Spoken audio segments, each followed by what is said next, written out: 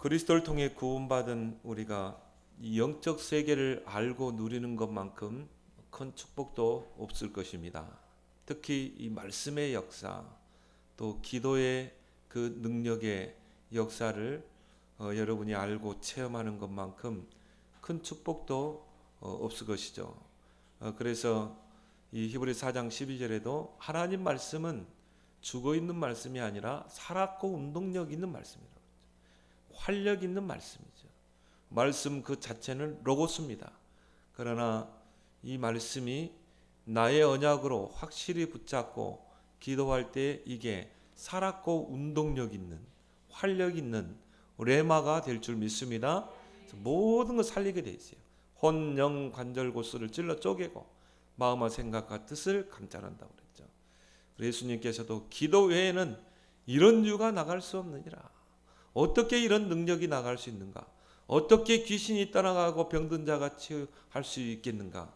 기도 외에는 이런 능력이 나갈 수가 없느니라.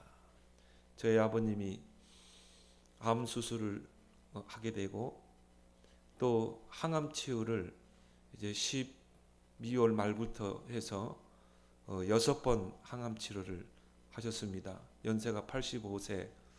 그렇게 항암 치유가 쉽지 않습니다. 너무 고통스럽고 그 후유증 때문에 중도에 포기하는 분들을 제가 많이 봤거든요. 제가 아는 목사님도 70세 암이 이렇게 위암이 생겨서 항암을 하는데 너무 고통스러워져요. 중도에 포기하더라니까. 그래서 그냥 나는 자연적으로 치유하겠다. 결국은 한 1년 그렇게 고통하시다가 하나님 나라의 부름을 받게 되셨죠. 근데 85세 아버지가 이 항암 치유한다는 건 쉽지 않습니다. 머리카락이 다 빠져요. 그만큼 항암이 독한 것이죠. 근데 저희 아버님이 6번 동안 다 그거를 이겨냈거든요. 그래서 이하폰주 병원에 가니까 의사가 놀래요. 너무 빠른 이 회복이 됐다는 거예요. 그래서 이제는 한번 올라오시면 3일 동안 이 항암 주사를 하는데 첫날에는 3병 반을 맞아요. 뭐 거의 3시간 반. 둘째 날에도 셋째 날에도 거의 1시간 반. 그 항암 주사를 맞는데 보통 사람은 못 견딥니다. 근데 아버님이 이 굉장히 호전되셔가지고 이제는 이 면역을 유지하는 그 주사만 딱 하루 30분 맞고 내려가는 거예요. 그 참 너무 감사하고 기쁘더라고요. 그래서 이제 이 면역력만 계속 이제 유지시키면 나의 면역 체계가 암 세포를 이제 이겨내는 것입니다. 그래서 그거를 유지하는 주사만 이렇게 맞고 내려가셨거든요. 참 하나님의 은혜인 것 같아요. 그래서 저희 아버님이 서울에 올라오실 때마다 이제 이렇게 저희 집에서 주무시면서 3일 동안 항암을 하셨거든요. 근데 이 침대맡에 조그만 액자에 성경 구절이 있었어요. 그게 빌립보서 4장 6절 7절입니다. 아무것도 염려하지 말고 모든 일에 기도와 간구로 모든 것을 감사함으로 하나님께 아뢰라. 그러면 하나님의 평강이 그리스도 안에서 너희 마음과 생각을 지키시리라. 그 말씀이 우리 아버님에게 들어왔다는 거예요. 우리 아버님이 얼마나 두렵겠습니까? 아무래도 믿음 생활 한다고 하지만 죽음에 대한 공포와 두려움이 있겠죠. 이 말씀이 아버님을 평안하게 하더래요. 그 말씀이 믿어지더래요. 나는 지금 이 항암 때문에 염려하고 두려움이 가득 찬데 아무것도 염려하지 말라. 모든 일에 기도와 간구로 너의 구할 것을 감사함으로 하나님께 하라. 그래서 그거를 적어가지고 집에 가서 성경을 찾고 그거를 머리맡에다가 놓고 계속 그걸 암송하고 그걸 놓고 기도하고 그렇게 평안하더래요. 믿음이 생기더래요. 그리고 아버님이 또 이런 수술과 항암 치료를 통해 큰 은혜를 입게 된 것입니다. 더 하나님을 간절히 바라보게 되고, 제가 개인적으로 붙잡은 말씀은 말라기 4장 2절이거든요. 여호와를 경외하는 자 의로운 태양이 떠올라서 치료하는 광선을 바르리니 외양간에서 나온 송아지가 뛰노는 것처럼 강건함을 주실 것이다. 이사야 58장 8절에 여호와를 의지하는 자 하나님께서 치유를 급속히 진행시키리라. 저는 그 말씀 붙잡고 기도했어요. 그걸 놓고 계속 기도한 것입니다. 하나님 말씀대로 이루어 주옵소서. 그래서 가장 좋은 기도는 말씀을 붙잡고 기도하는 것인 줄 믿습니다. 왜요? 하나님 말씀은 살았고 운동이 있거든요. 로고스인 그 말씀이 나의 언약으로 붙잡고 기도할 때 이게 레마가 되는 거예요. 살아있고 운동력 있는, 활력 있는 그런 능력의 말씀이 되어서 히브리 4장 12절의 말씀처럼 혼, 영, 관절, 골수 찔러 쪼갠다고 그랬어요. 믿습니까? 이게 영적 세계예요. 영적 세계를 모르면 기도할 수가 없죠. 바울이 복음을 전하다가 붙잡혀서 로마에 압송되고 2년간 투옥을 당하게 됩니다. 그래서 그 감옥에서 4권의 서신을 쓰게 되죠. 그게 바로 에베소서, 빌립보서, 골로새서, 그리고 빌레몬서죠. 그걸 보고 옥중 서신이라고 합니다. 옥중에서 이 서신을 써서 교인들에게 보낸 것입니다. 오늘 1절에 보면 그리스도 예수의 일로 너희 이방인을 위하여 갇힌 자 된 나 바울 그랬죠. 이 복음을 위해서 갇힌 자 바울, 갇힌 자 된 바울. 이방인 복음화를 위하여 갇힌 자 된 바울. 내가 무엇에 갇히느냐에 따라서 모든 삶의 내용이 달라집니다. 삶의 가치가 달라집니다. 여러분이 돈에 갇히게 되면요, 돈의 노예가 돼요. 탐심은 우상숭배입니다. 그것 때문에 망하게 돼 있어요. 여러분이 정말 하나님의 축복에 갇히는 여러분 되길 바랍니다. 평생 창세기 3장, 6장, 11장에 갇혀 사는 자들이 있어요. 불신자들은 당연히 거기에 갇혀 살겠죠. 나 중심, 돈 중심, 물질 중심, 육신적인 것 중심, 성공, 출세. 이게 하나님 떠난 불신자 아닙니까?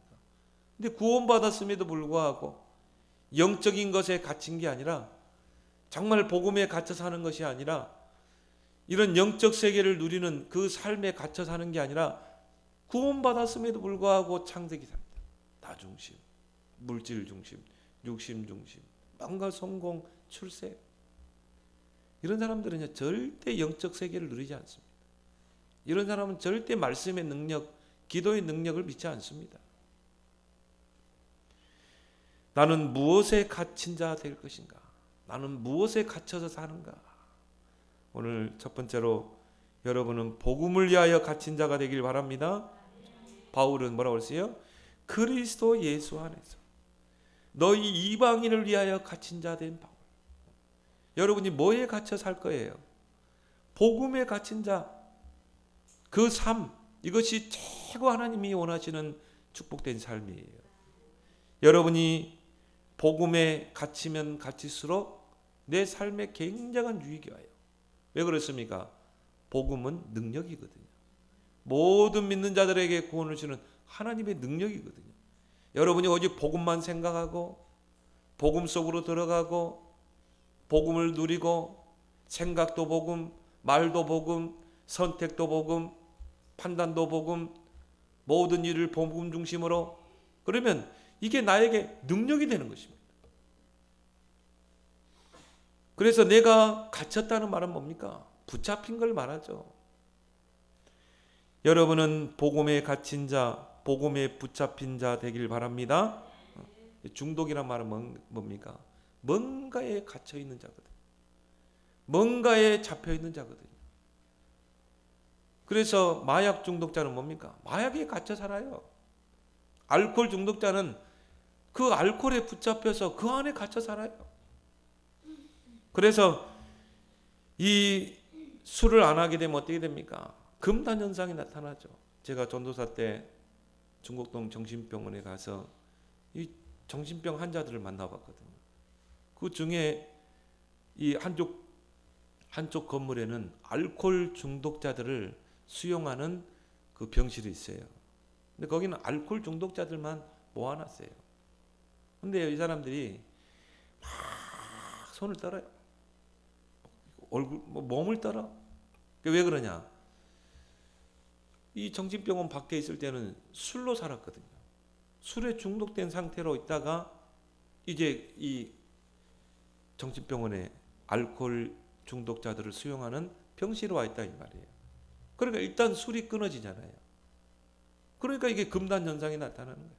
막 손을 떨고요. 막 불안해하고 막 두렵고. 이거 완전히 반대죠. 이 사람들은 술 먹는 게 행복이라. 술 끊으면 불안해. 이게 잡힌 거예요. 이게 갇힌 겁니다. 이걸 보고 중독이라고 그래요. 그래서 생각 속에서 술을 지우기 위해서 이 정신병원에 가면 여러 가지 프로그램이 있어요. 레크레이션도 있고, 그리고 뭐 그림 치료, 또 막 음악 치료, 막 이 노래방 기기도 있고, 또 예배실도 있고. 왜? 생각 속에서 술을 지어야 되거든요. 그래가지고 그 프로그램이 아침에 딱 일어나면 하루 종일 프로그램이 있어요. 그렇게 해서 어떻게 해서 술을 생각하지 않도록. 그러면 이제 이게 한 달, 두 달 가면요, 술에게서 멀어지더라고요. 정상적인 사람으로 회복이 돼요. 그래서 또 나가죠. 막 또 술집에 갑니다. 이게 중독이라. 그 술에 갇혀 사는 것입니다. 여러분들은 복음에 중독된 자가 되길 바랍니다. 복음만 생각하면 기쁘고, 복음만 생각하면 평안하고, 복음 생각하면 힘나고, 복음 생각하면 행복하고. 빌립보 3장 12절에 나는 그리스도께 붙잡히기로 한다. 알코올 중독자는 하루 종일 술만 생각해요. 술 외에는 삶의 의미가 없습니다. 술 곧 행복이요. 그게 중독이라니까요. 바울은 오늘 본문에서 나는 이방인을 위하여 갇힌 자다. 복음을 위하여 갇힌 자다. 이방인 복음화를 위하여 하나님께 부름받고 나는 거기에 갇힌 자다. 그래서 바울이 자주 사용했던 단어가 뭡니까? 표대. 내 인생의 표대를 맞추고 나는 다름질한다. 달려가노라. 경기장에서 다름질하는 사람들이 스타트하면 달리지만 결국은 면류관은 제일 먼저 들어오는 사람. 바울은 자기의 인생을 다름질로 표현했어요. 향방 없이 달리는 게 아니라 분명한 표대와 목표를 두고 그걸 향해서 달려가는 자기 인생을 이야기한 것입니다. 바로 그리스도께 붙잡힌 삶, 바로 이방인 복음화에 붙잡힌 삶을 이제 그리스도를 만난 후에 살게 된 것입니다. 그리스도를 만나기 전 바울은 세상적인 성공, 출세, 명예, 거기에 갇혀 살던 사람이에요. 그걸 위해서 어떻게 했습니까? 생을 걸고. 그래서 바울 자신이 그랬죠. 나는 거기에 열심히 특심이었던 자다. 결국 뭡니까? 창세기 3장, 6장, 11장. 그걸 향해서 질주하던 인생입니다. 그 인생이 다메섹에서 그리스도를 만난 후에 회심하게 되고 그의 인생이 완전히 바뀌게 되죠. 복음에 붙잡힌 삶, 이방인 전도에 붙잡힌 삶.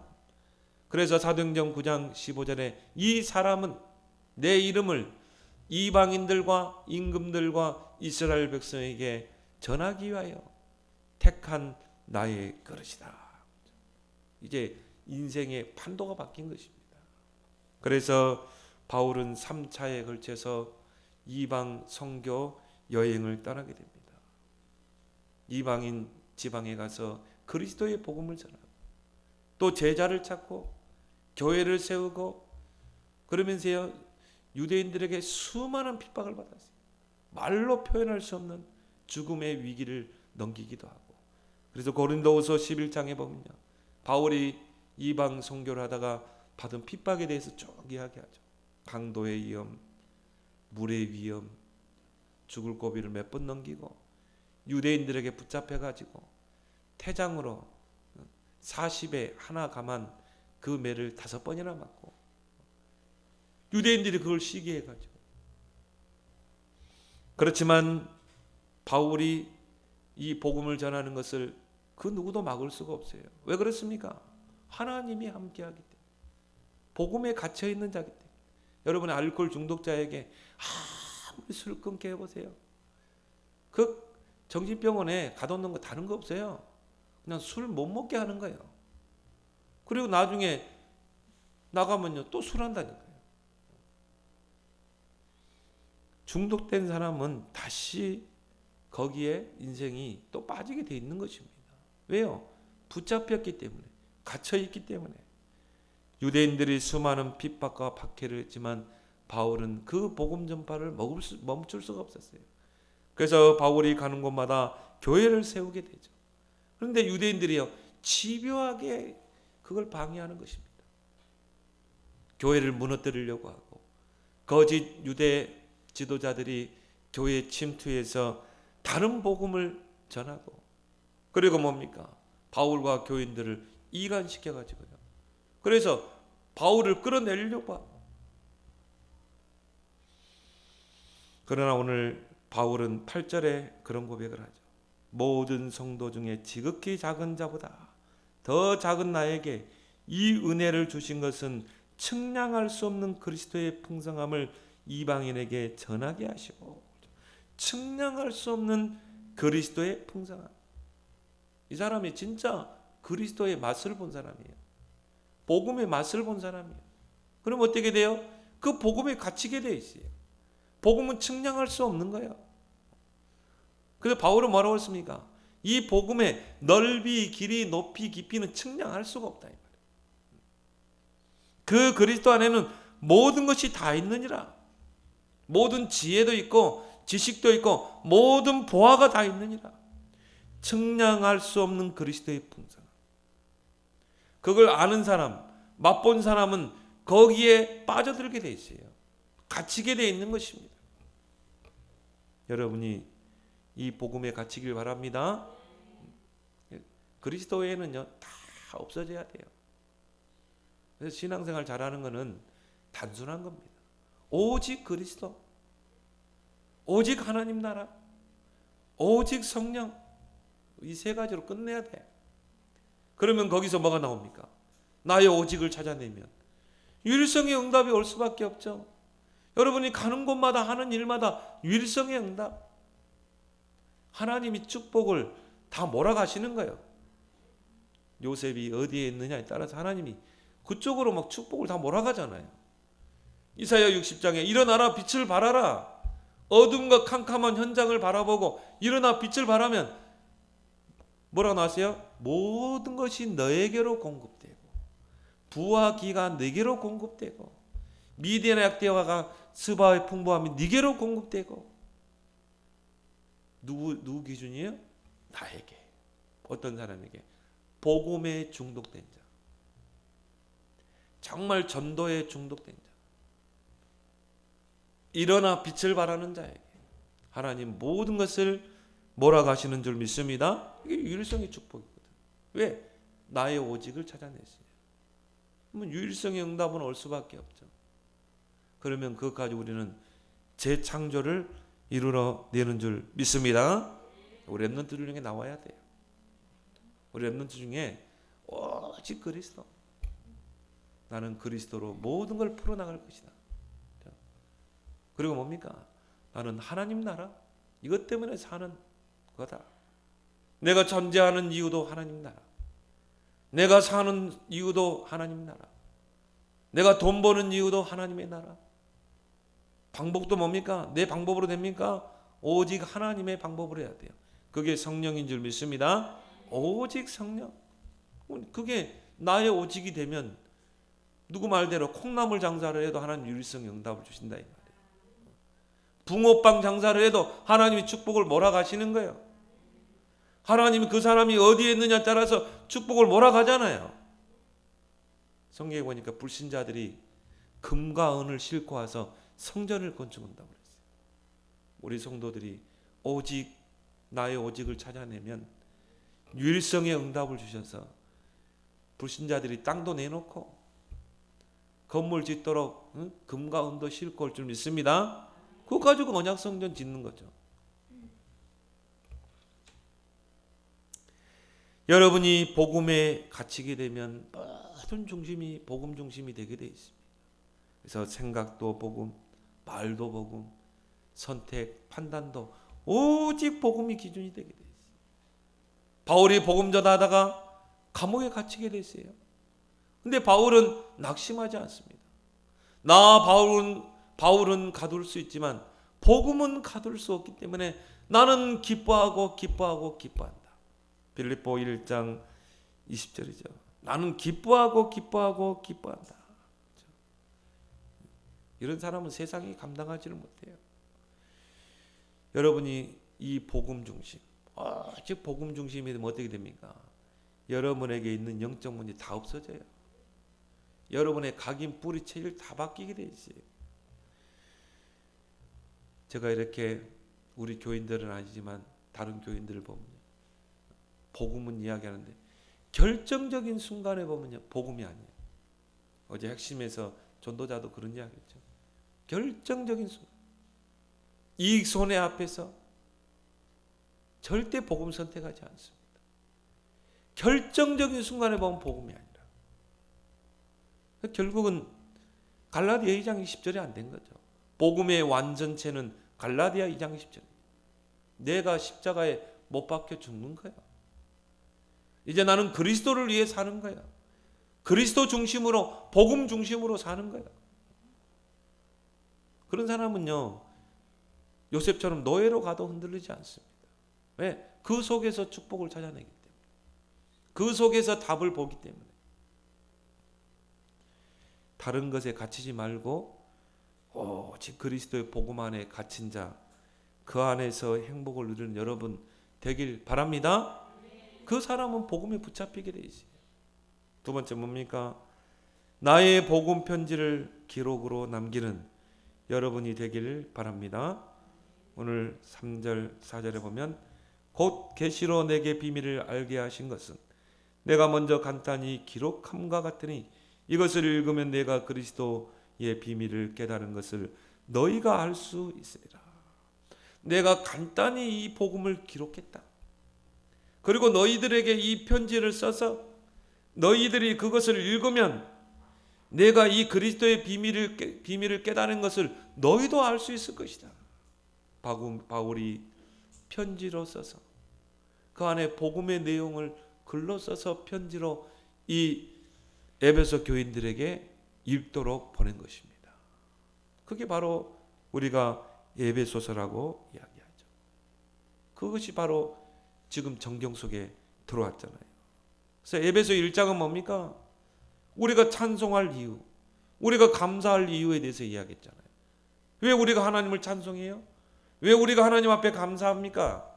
왜 하나님께 찬송과 영광을 돌립니까? 우리를 창세전에 택하셨다. 그리스도 예수 안에서 미리 구원을 예정했어요. 그리고 그리스도의 피로 우리를 죄에서 속량하고 죄사함 받게 했어요. 그리고 우리가 구원받은 자녀로서 성령을 보내셔서 성령으로 인을 쳤어요. 하나님의 소유로. 성령은 우리의 영원한 구원의 보증이 됩니다. 바울은 뭐라고 그랬어요? 찬송하리로다. 영광과 찬송을 하나님께 돌릴지어다. 바울의 서신을 보면요, 그 속에 복음이 엑기스가 들어가 있는 거죠. 에베소 2장은 뭡니까? 구원이 무언가를 설명하고 있잖아요. 구원은 뭡니까? 모든 문제 해결, 과거 문제 해결. 그래서 과거에 묶이지 마라. 과거는 발판이요 메시지다. 현재 문제 해결, 지금 하나님의 자녀, 지금 해방되고, 지금 기도하면 응답받고, 미래 문제 해결, 그리스도와 함께 하늘에 앉히시니. 아직 천국에 가지 않았지만 여러분은 천국 백성인 줄 믿습니다. 천국 생명책에 이름이 기록됐잖아요. 그래서 구원이란 말은 뭡니까? 과거, 현재, 미래 모든 문제 해결. 그 말은 뭐예요? 그리스도 안에서 다 끝났다 이 말이에요. 목사님 지금 문제 많은데요. 문제 아니에요. 그 속에 하나님의 계획이 있어요. 그래서 우리가 문제를 만나면 세 가지 답을 찾아야 돼요. 응답과 해답과 정답을 찾아내야 됩니다. 에베소서 3장은 뭡니까? 측량할 수 없는 이 복음의 풍성함. 그거를 여러분이 알고 누리고 전달하라는 거예요. 그 그리스도의 넓이, 길이, 높이, 깊이에 그 측량할 수 없는 그 풍성함을 먼저 내가 알고 그거를 기록하고 그거를 전달해라. 에베소서 4장은 뭡니까? 교회에 대해서 이야기했죠. 그 그리스도의 측량할 수 없는 그 복음의 풍성함을 모든 성도가 누리도록 강단에서는 그리스도의 풍성함이 선포되고 모든 성도들은 측량할 수 없는 그 그리스도의 복음으로 완전히 무장하고, 그래서 뭡니까? 6일 현장에서는 측량할 수 없는 그 그리스도의 복음의 증인으로 서는 것입니다. 이게 교회인 줄 믿습니다. 그러면요, 여러분이 가는 곳마다 흑암이 무너져 버린다. 영적 문제 재앙이 무너진다. 그래서 애국 중에 애국이 뭡니까? 정말 복음 가지고 복음 전하는 거. 그게 애국이에요. 왜 어둠과 캄캄함 시대를 덮습니까? 교회가 교회의 기능과 사명을 잃어버리기 때문에. 교회는 다른 거 하는 게 아니에요. 오직 예수가 그리스도, 이 복음을 증거하는 그것이 교회의 기능과 사명인 줄 믿습니다. 에베소 5장은 뭐예요? 세월을 아끼라. 우리가 남은 생 얼마 남지 않았다. 그래서 이제 남은 생은 오직 그리스도를 위해 살아야 된다. 증량할 수 없는 그 그리스도의 복음을 누리고 그 복음을 전하는 일에 우리의 남은 생을 투자하고 거기에 올인해야 되지 않겠냐. 에베소 6장은 뭡니까? 이걸 방해하는 존재가 있다. 흑암의 존재죠. 이 사단이 권력자, 정치인들 속에 들어가서 복음을 핍박하고 대적하기 때문에 우리는 다른 싸움을 싸워야 돼요. 바로 하나님의 전신갑주고 영적 싸움을 싸워야 되는 줄 믿습니다. 에베소서를 쭉 읽어보면요, 야, 신앙생활의 원리, 교회 생활의 원리, 사회생활의 원리가 다 들어가 있어요. 이거를 바울이 복음을 묵상하다가 그 측량할 수 없는 그 그리스도의 비밀 복음을 풍성함을 묵상하다 이걸 글로 쓴 거예요. 바울은 에베소 교회에 갈 수가 없어요. 왜? 유대인들이 다 교회를 혼란스럽게 하거든요. 그래서 그 교인들을 세우기 위해서 두기고편으로 그 복음의 정수를 그 글로 기록했어요. 그 서신을 에베소 교인들에게 보내서 그를 읽도록. 그래서 그리스도의 그 풍성한 비밀을 알고 너희들도 이 그리스도의 증인으로 서야 되지 않겠냐. 이것이 바울이 남긴 복음 편지인 줄 믿습니다.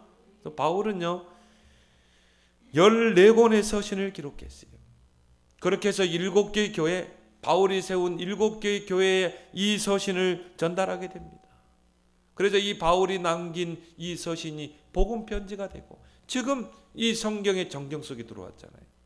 우리가 그것을 읽게 되고 그것을 읽은 모든 많은 사람들이 그 복음을 알고 구원받는 그 역사가 지금도 진행되고 있는 줄 믿습니다.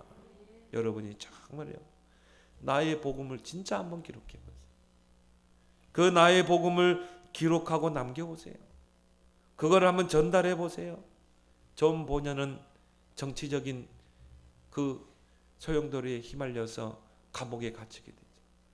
많은 동료들은 그 감옥에서 절망했지만 존 보녀는요 일생일대의 작품을 남기게 됩니다. 성경을 스토리로 기록하게 되죠. 이게 철로역정 아닙니까? 성경 다음으로 많이 번역되고 많은 사람들에게 읽혀진 게 그 철로역정 아니겠습니까?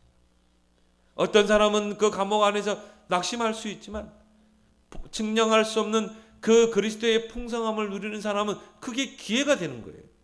이걸 기록으로 남길 것이다. 이슬비 전도법을 창안한 분이 여운학 그 장로님이죠. 그래서 규장 출판사 사장이시고 이슬비 전도법 거기에 교장으로, 이슬비 전도학교 교장으로 계십니다. 이분이 이 전도 대상자, 한 명의 전도 대상자에게 참 어떻게 하면 복음을 계속 심어서 이 사람을 그리스도의 제자로 세울 것인가? 그걸 놓고 계속 고민하다가 조그만 편지를, 예쁜 그 엽서에 편지를 써가지고 그 불신자가 이해할 수 있을 만큼, 어렵게 아니고 짧게 글을 써서 보냈다. 그래서 한 대상자가 이 이슬비 전도 그거를, 엽서를 읽고 편지를 읽고 뭡니까? 이슬비에, 가랑비에 옷 젖듯이 점점 복음에 젖어들고 하나님을 알 수 있도록. 제가 우리 이 단체 오기 전에는요, 그거 가지고 했거든요. 이슬비 전도 얼마나 많이 있습니까? 그 내용을 한번 읽어보세요. 짧고 간결하고. 그렇게 해서 제가 그거 가지고 전도했거든요. 이 여운학 장로님은요, 40이 넘어서 예수님을 만나게 된 분입니다. 이분은 불신자였어요. 평생 출판업계에 있었던 분이죠. 그러다 보니까 허리가 고장나가지고 허리 디스크가 온 거예요. 뭐 일어설 수 없을 정도로 누워서 생활할 정도로. 그렇게 이 디스크로 고생하고 있는데 그 부인이 이제 아내 된 분이 교회를 다니셨나 봐요. 그래서 누워 있으면 그 지루하기도 하니까 좀 이 책을 한 권 읽어봐라. 그래서 중개 성경책이라 이 말이에요. 자기가 평생 처음 성경책을 받아본 거죠. 누워 있으니까 심심하니까 그걸 이제 그 아내분이 펴준 잠언서를 읽기 시작한 거예요. 근데 거기서 이제 은혜를 받게 되고 창세기부터 쭉 읽다가 이분이 복음을 깨닫게 된 것입니다. 하나님을 만나게 된 거예요. 그래서 그 은혜가 너무 감사해서 그때부터 새벽 기도를 가기 시작했어요. 새벽 기도 가서 기도하다가 허리 디스크를 나와버렸거든요. 의사들도 손 못 대는 그 중증 허리 디스크가 새벽에 기도하다가 낫게 된 거예요. 그래서 그 은혜가 너무 감사해서 이제 남은 생을 내가 이 복음을 위해 살아야 될 것이다. 내 주변에 있는 불신자에게 전혀 무리수를 두지 않고 어떻게 하면 복음을 전달할 것인가. 그게 바로 이슬비 전도법이에요. 복음을 간결하게 불신자들이 읽고 깨달을 수 있도록, 그리고 가랑비에 옷 젖듯이 계속 복음에 깊이 들어갈 수 있도록, 그 청량할 수 없는 그 그리스도의 풍성한 비밀을 알 수 있도록, 그걸 이제 편지에 써서 계속 보내는 그 전도를 통해서, 이슬비 전도법을 통해 많은 불신자들이 이제 회심을 하게 된 것입니다. 그리고 그분이 이 문서를 통해서 규장 출판사를 세우게 되고 이 문서 선교에 큰 역할을 하시고요. 또 많은 책들을 번역하는 그런 일들을 지금도 하고 계십니다. 여러분, 이 나의 복음을 여러분들이 정말 여러분 주변의 불신 영혼들에게 한번 남겨보세요. 전달해보세요. 여러분이 문자로, 때로는 여러분이요 정말 전화로 한번 전달해보세요. 문자도 여러분이요 예쁘게 해가지고 뒤에 배경음악, 배경 그림 해가지고 한 대상자를 놓고 기도하면서 그때 성령의 역사가 일어날 줄 믿습니다. 제가 지금은 코로나 때문에 중국을 들어갈 수 없지만 한참 제가 중국에 선교하러 들어갈 때 거기서 청도에서만 만난 한 조선족이 있습니다. 이 조선족이 거기서 강의를 하면 잘 들어요. 제가 미션을 딱 주면요, 그 미션을 꼭 수행해요. 그래서 제가 이제 자주 들어갈 수 없잖아요. 그래서 제가 이제 메일로 계속 그 조선족에게 제가 이 복음을 계속 전달한 것입니다. 그리고 전도가 뭔가 그걸 쭉 이렇게 메일로 해서 전달한 거예요. 그래서 저를 이제 강사장으로 소개했어요. 중국은 사회주의 나라이기 때문에 이 이메일을 다 들여다봅니다. 저희 일거수 일투족이 다 개방돼 있어요. 다 알고 있거든요, 공안들이. 그래서 저는 강사장으로 해서 메일을 계속 주고받는데 이분이요 세워지는 거예요. 그렇게 해서 이 대학에 들어가서, 북경대학에 들어가서 이 제자를 찾고 세우고. 근데 요즘은 이제 코로나 때문에 들어가지를 못하는데 이분이 지금 어떻게 사역을 하고 있는지 궁금해요. 아마 지금도 전도자로 아마 쓰임 받고 있을 것입니다. 그렇죠? 내가 만난 그 그리스도, 나의 복음을 정말 내 주위에 있는 사람들에게 여러분들이 그것을 알리고 전달하는, 그걸 통해 큰 생명운동의 역사가 일어날 줄 믿습니다. 세 번째 뭡니까? 우리의 뜸교회가 정말 그리스도의 비밀을 전하는 교회가 되도록 우리는 기도해야 될 줄 믿습니다. 그래서 오늘 9절 10절에 보면 영원부터 만물을 창조하신 하나님 속에 감추었던 비밀의 경륜이었던 것을 나타내려 하려 하심이라. 이는 이제 교회로 말미암아 하늘에 있는 통치자들과 권세들에게 하나님의 각종 지혜를 알게 하려 하심이니, 이 측량할 수 없는 이 그리스도의 그 비밀을 하나님이 교회를 통해서 이 흑암 세상에 전달하는 줄 믿습니다. 이게 교회의 기능이에요. 이게 교회의 사명입니다. 물론 교회에서 바자회도 해야 되겠죠. 물론 교회에서 프로그램도 해야 되겠죠. 그러나 교회의 기능과 사명의 첫 번째는 뭡니까? 이 그리스도의 복음으로 무장하는 것. 이 그리스도의 측량할 수 없는 그 풍성함을 전달하는 것. 이게 참된 교회인 줄 믿습니다. 그래서 비밀이란 말은 뭡니까? 숨겨진 것, 감춰진 것입니다. 오늘 에베소서에도 또 골로새서도 보면요, 비밀이라는 단어가 여러 곳에 나옵니다. 골로새 2장 2절 3절에 하나님의 비밀인 그리스도, 그 안에는 모든 지혜와 지식과 보화가 감추어져 있느니라. 오늘 3절에 보면은 계시로 내게 비밀을 알게 하신 것을, 4절에도 그리스도의 비밀을 깨달은 것을 너희가 알 수 있으리라. 오늘 9절에도 바울은 영원부터 만물을 창조하신 하나님 속에 감추었던 그 비밀의 경륜. 어떤 비밀입니까?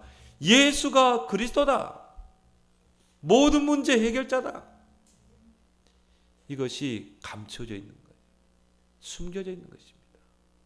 불신자들은요, 우리가 알려주지 않으면 몰라요. 예수가 그리스도인지 모든 문제 해결자인지 모릅니다. 왜? 그들에게는 비밀이에요. 우리도 불신자로 있을 때는 비밀이었잖아요. 누군가가 그걸 알려줬어요. 그 비밀을 알려준 거예요. 그래서 예수가 그리스도라는 그 사실, 모든 문제 해결자라는 그 사실, 그 비밀을 알게 된 것입니다. 얼마나 감사합니까?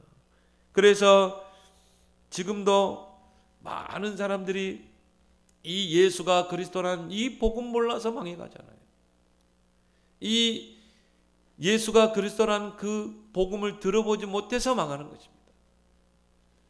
예수가 바로 사단의 권세, 모든 영적 문제, 모든 재앙에서 우리를 건질 그 그리스도, 모든 문제 해결자는 그 사실을 몰라요. 그러니까 뭐합니까? 마귀에게 소속돼서 우상 숭배하고 귀신 숭배하고 영적 문제로 고통당하고 있잖아요. 그래서 우리를 보고 그 비밀을 알리라는 것입니다. 이게 교회의 기능이라 이 말이에요. 이번 주입니까? 미국 애틀랜타에서 총기 사건으로 8명의 여성이 죽었어요. 한인 여성 4명이 거기 포함되어 있습니다. 근데 이 청년이 독실한 기독교입니다. 부목사 아들입니다. 교회도 열심히 빠지지 않고 다녔던, 친구들을 만나면 대화의 내용이 성경 이야기, 교회 이야기. 학교 갈 때는요, 성경책을 가지고 다니고 쉬는 시간마다 성경을 읽었던 친구예요. 그런데 왜 총기 사고를 내고 사람을 죽입니까? 살인자가 됩니다. 딱 간단해요. 교회는 다녔지만 복음을 모르는 거예요. 인생의 근본 문제, 창세기 3장, 그 문제의 해답인 그리스도, 그거 모르면 영적 문제 이겨낼 수가 없어요. 나에게 있는 영적 문제를 해결할 수가 없습니다. 그 그리스도만이 그 사탄의 권세, 영적 문제에서 나를 건져낼 줄 믿습니다. 그래서 베드로가 주는 그리스도시요 살아계신 하나님의 아들이십니다. 이 고백할 때 예수님 뭐라고 그러세요? 3가지 대표적인 축복을 약속하세요. 두 번째가 뭡니까? 음부의 권세가 너를 해치 못할 것이다. 음부는 뭡니까? 지옥 권세입니다. 저주 재앙이 너를, 영적 문제가 너를 가까이 하지 못할 것이다. 사단의 권세가 너를 가까이 하지 못할 것이다. 그리스도 안에 있는 여러분은 이미 영적 문제 끝난 줄 믿습니다. 얼마나 큰 축복입니까? 그리스도를 못 두면 절대 사단을 이길 수 없어요. 영적 문제를 이길 수 없어요. 재앙을 이길 수 없습니다. 그래서 바울은 고린도전서 1장 24절에 그리스도는 하나님의 지혜요 하나님의 능력이라. 구원을 얻는 그 지혜. 모든 저주 재앙 영적 문제를 이길 수 있는 능력, 하나님의 능력, 이 복음의 나팔수의 사명을 위해서 세워진 것이 바로 교회라. 이게 참 교회. 그래서 베드로가 주는 그리스도시요 살아계신 하나님의 아들이십니다. 이 고백할 때 예수님 뭐라고 그랬어요?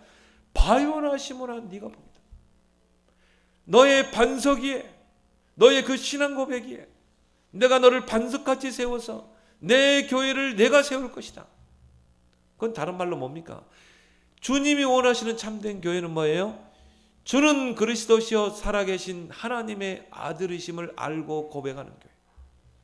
하나님은 이 교회를 통해 한 시대를 살릴 줄 믿습니다. 그곳에 여러분이 있는 거예요. 이게 교회의 사명, 이 나팔수의 사명을 위해 교회가 세워진 거예요. 그래서 예수님은 너희는 가서 모든 민족으로 제자 삼아라. 온 천하다의 만민에게 복음을 전파하라. 땅끝까지 이르러 증인이 되리라. 초대교회가 어떻게 핍박 속에서도 그 유대인들의 그 박해 속에서도 세계복음화 3천 제자 이루고 세계복음화 할 수 있었어요? 초대교회는요 오직 그리스도의 나팔수, 그 역할, 그 사명을 감당한 교회였어요. 사도행전 5장 42절에 저희가 날마다 성전에 있든지 집에 있든지 예수는 그리스도라 가르치기와 전도하기를 그치지 아니하니라. 교회에 모여서 예배드릴 때는 강단을 통해 그리스도가 풍성히 선포되고 다시 한번 또 그리스도를 붙잡게 되고, 그래 맞아 예수가 그리스도구나, 모든 문제 해결자구나, 예수 그리스도 아니면 사탄을 못 이겨, 저주 재앙을 막아낼 수 없구나, 영적 문제 위기를 막아낼 수 없구나. 그리고 교회 문 나설 때는 어떻게 해요? 6일 현장에서 예수가 그리스도입니다, 모든 문제 해결자입니다, 당신의 그 영적 문제를 해결할 길은 오직 그리스도입니다. 모이는 교회, 흩어지는 교회. 모여서는 그리스도로 무장하고 흩어지면 어떻게 해요? 그리스도 운동하는 거. 이게 주님이 원하시는 참된 교회인 줄 믿습니다. 그래서 6절에 보면 이는 이방인들이 복음으로 말미암아 그리스도 예수 안에서 함께 상속자가 되고 함께 지체가 되고 함께 약속에 참여하는 자가 됨이라. 유대인들은 선민사상 때문에, 이방인들은 함께 할 수 없어? 저들은 상종 못할 자야. 그러니까 어떻게 합니까? 하나님이 매를 들 수밖에 없죠. 복음은 선민사상에 갇힐 수가 없습니다. 율법에 갇힐 수가 없어요. 그래서 이방인들이 이 복음을 듣고 함께 상속자, 함께 지체, 함께 약속에 참여하는 것이 하나님의 뜻이요, 이것 때문에 교회는 세워진 줄 믿습니다.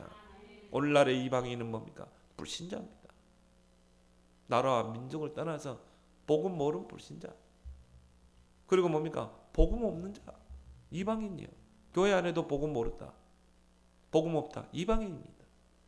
그러면 그 이방인들이 이 복음을 듣고 함께 상속자, 함께 지체가 되고 함께 약속에 참여하는 것이 바로 교회의 사명인 줄 믿습니다.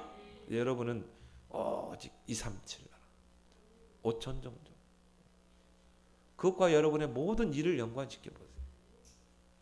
여러분의 모든 기도 제목을 거기와 연결시켜 봐요. 거기에 여러분이 올인하고 기도하면서 일해 보세요. 그러면 하나님은 여러분을 237 나라 5천 정도 살릴 그 업의 축복으로 역사하실 줄 믿습니다. 오늘 10절에 보니까 이는 이제 교회로 말미암아 하늘에 있는 통치자들과 권세들에게 하나님의 각종 지혜를 알게 하려 합니다. 하늘에 있는 통치자는 누굽니까? 하나님이 세운 통치자들, 하나님이 사역자로 세운 권세자들, 대통령, 정치인들 하나님이 세웠습니다. 문재인 대통령 하나님이 세웠어요. 어제 핵심에서 그 이야기했죠. 문재인 대통령 복음 깨달으면 어떻게 합니까? 이 나라의 흑암이 무너지게 돼 있어요. 정사와 권세와 어둠의 세상 주관자, 하늘에는 악의 영들이 무너지게 돼 있어요. 그런데 이 대통령이, 통치자가 복음을 모르면 어떻게 돼요? 마귀에게 이용당해요. 왜요? 마귀는 세상 임금이거든요. 이 세상에 통치자로 군림하려고 하거든요. 누구를 붙잡겠어요? 통치자, 대통령을 붙잡죠. 그래서 어떻게 합니까? 마귀 심부름하게 하는 것입니다. 이번에 투표 잘해야 됩니다. 그래서 우리는 이사야 60장에 일어나라 빛을 발하라. 이 어두움과 캄캄함이 덮인 이 세상을 바라옵니다. 우리 모든 성도가 복음 들고 일어나 빛을 발해야 될 줄 믿습니다. 그래서 이것이 바로 교회의 기능과 사명이다. 이 축복을 저와 여러분들이 누리기를 예수 그리스도로 축원합니다. 하나님 아버지, 우리에게 이 그리스도의 그 풍성한 비밀을 우리에게 알게 하심을 감사드립니다. 바울처럼 복음에 갇힌 자, 복음에 중독된 자, 오직 복음에 올인하는 자가 되게 하시고, 나의 복음 편지를 내가 알고 있는 모든 이들에게 전달하며 우리의 뜸교회가 복음의 나팔수, 이 그리스도의 비밀을 알리고 전하는 그 나팔수의 사명을 감당하는 교회 되도록 축복해 주옵소서. 예수 그리스도 이름으로 기도드리옵나이다. 아멘.